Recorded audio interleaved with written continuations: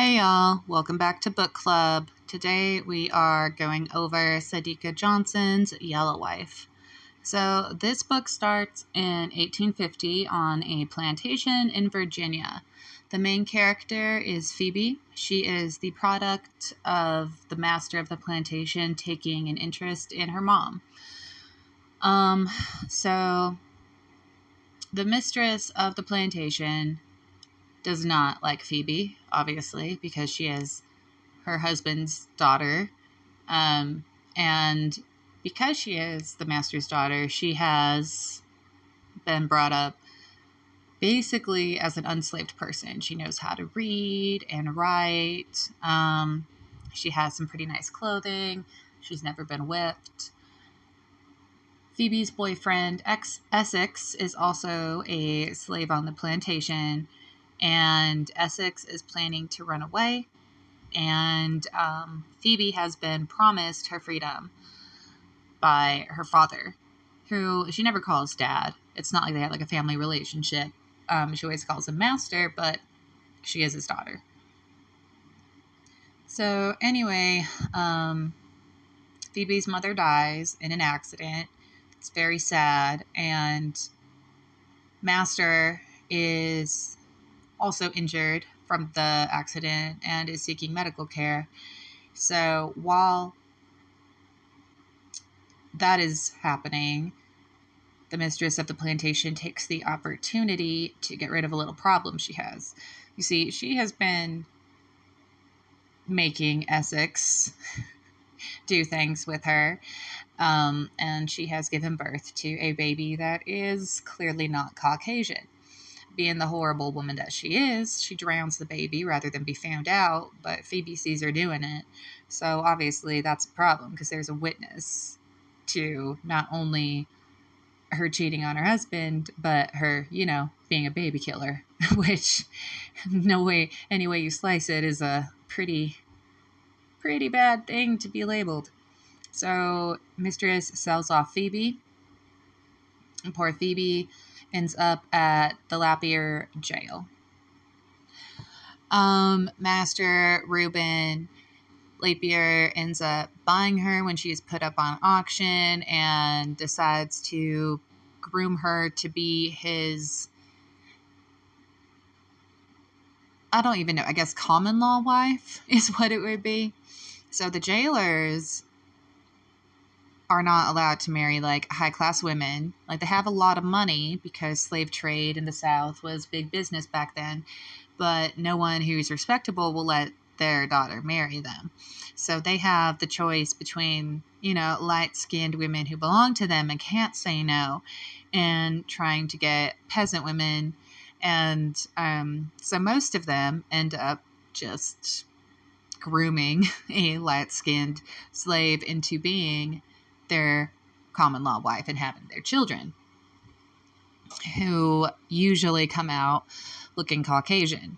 So Phoebe finds out that she is pregnant with Essex's child. She gives birth to him, little baby Monroe. The master takes her as his official common law wife after this, and she agrees to, give up her body to him in exchange for making sure that he never sells off Monroe, because Monroe is his property, just like she is. Even though she's been being treated well, she is not free. So we fast forward 6 years, and Phoebe has given the jailer 4 daughters and 1 son who died in infancy. And we find out that Essex has been captured up north and is being brought down to Lapier jail. Chapter 28. Ladies carried umbrellas to shield themselves from the sun, and their house girls held onto picnic baskets with snacks, beverages, and lunch. Most of the workers squatted on the cobblestones. Some had small sheets to sit on. Others were forced to sit on the hot gravel. This performance of showing off his power by the jailer was as much for them as it was to entertain their masters. It surprised me that so many owners had brought their children along with them, and I felt grateful that I was allowed to keep the girls away from the scene. It was bad enough that they lived on the half acre of the Lapierre jail. So poor Essex is beaten to a bloody pulp in front of everybody and is taken up to the garret in the jail. And Phoebe decides to drug the jailer that night, and then sneak up there so that she can feed him and tend to his wounds. And I don't think that was a good idea. I think that she shouldn't have done it. I think she should have put her kids first. But anyway, thousands of protesters, organized by black and white abolitionist groups, had lined the streets of Boston to watch him walk in shackles toward the waterfront, where the vessel waited to carry him back to Virginia. Every business along the route to the ship was draped in black sheets, and the American flag hung upside down. A coffin sat in the middle of Main Street with the words, "Here lies liberty." We sailed for 8 days, and I was treated fairly on the ship. Norfolk was a different story. People shouted and spit at me, threw things at me, all the way to the jail. He looked over at me. "I would do it all again because I finally found you. You still so lovely." I blushed and squeezed his hand. "Our son is in danger. We need to get him to freedom." "Us to freedom." He leaned in and kissed me. I'd forgotten how good he tasted. Desire for him pulsated below my navel and rested like a weight against my thigh. I pulled away. "Who do I need to write?" Essex dictated what he wanted me to say. Then he had me repeat the address until he felt convinced I had it committed to memory. So Phoebe tries to bribe someone to take out the letter, and they don't do it. They hand it over to the jailer.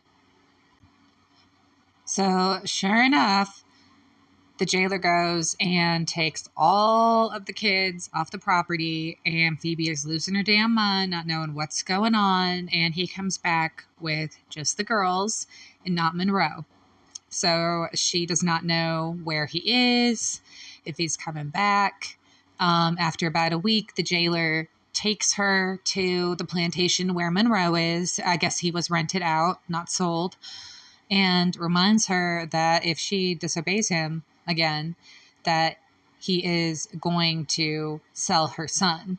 So with the letter plan found out and ruined, and Phoebe all afraid of losing her children again, she comes up with a more covert plan that is not tangible, like, a letter. Phoebe pays for Monroe and Essex's escape via the Underground Railroad, which sadly means that she has to stay at the jail. She has to look like she's not complicit. So Essex gets to raise Monroe. They make it up to Canada, and Phoebe spends the rest of her life at the jail, raising her daughters, and after the emancipation, turns it into a school. Thank you for watching. I hope that you enjoyed my commentary. If you enjoyed the art, the link to my Etsy is below, and I will be back next week. Thank you.